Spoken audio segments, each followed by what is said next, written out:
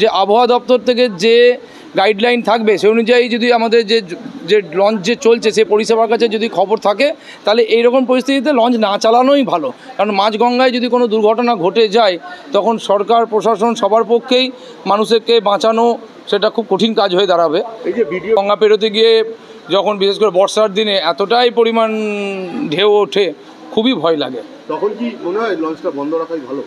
লঞ্চটা সেই মুহূর্তের জন্য অবশ্যই বন্ধ রাখার ভালো।